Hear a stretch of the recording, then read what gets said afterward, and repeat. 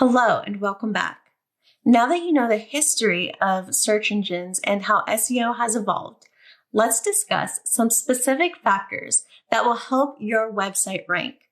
Or, if you don't follow these best practices, possibly doom your website to showing on page 10, never to get seen by users. Let's go over some specific algorithms you as an SEO should have an in-depth understanding of. We know that Google wants to return the most relevant results to users. So let's discuss how Google determines what is relevant and how to weed out spammy sites so you don't get caught up in being viewed as spam by Google, and how you can get seen by users and attract those through SEO.